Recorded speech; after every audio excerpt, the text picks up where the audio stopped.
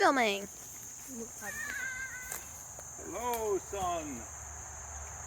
So today we're talking about chopping logs or chopping down trees. Now, luckily we've got a tree we already chopped down, so we can show you some things about how to chop trees and how trees work. A tree, of course, grows up and is very strong in compression, up and down direction. We're going to try and kind of exploit the fact that the tree does grow up and that it grows in rings to make it easier to chop. I recommend having gloves and goggles because the chips will fly and you don't want them to hit you in the face or the eyeballs. I like, when I'm chopping, either to fell a tree or to cut it up on the ground, to take a two-handed grip at the end of the axe, like a baseball bat or like a samurai sword. And then each time I chop, I'm going to raise the axe up and chop down. And I'm going to chop at an angle and chop a piece. And you see, I've only made 2 cuts here, but already a piece of wood much bigger is coming out. That's because I'm taking advantage of the fact that it's rings, and with each cut I can be pretty far apart and still cut out a section, some chunk of rings. So when I'm chopping on the ground, I like to start working on the face of the wood that's away from me.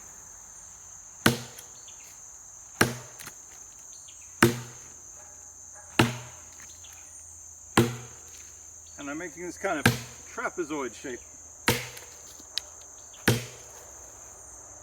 And as I get deeper, I have to lean down a little more to cut this side, or lean back a little more to cut this side on the top. You see, it's a little angle, just a little angle cutting in each way. If you cut with more angle,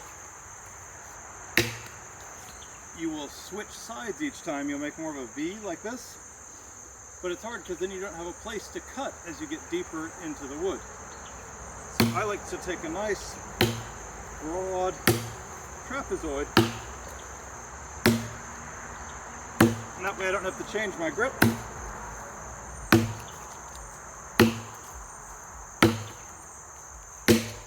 And I get this same big size of gap.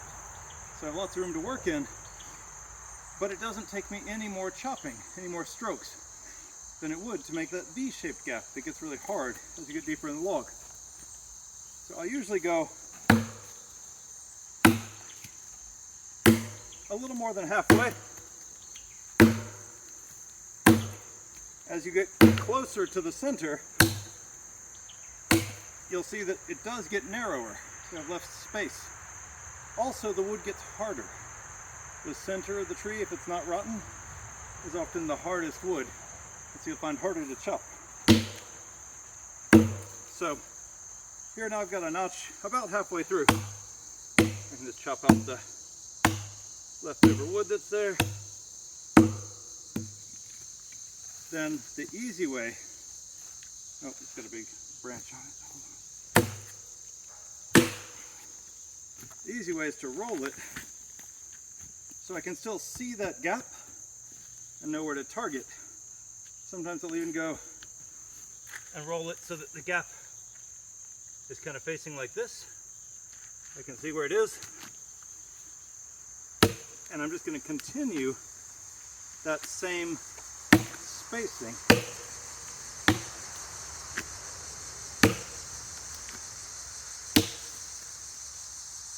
So that makes it very easy to keep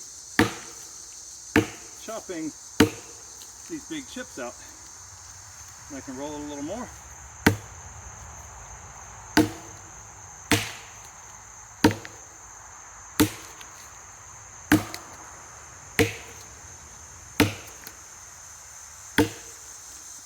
Roll it a little more, if it'll roll.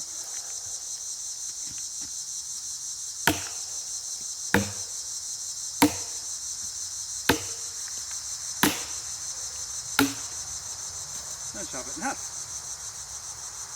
So that's a way that you can chop a log up if it's lying on the ground. That's where you'll stop. Oh, right, yep.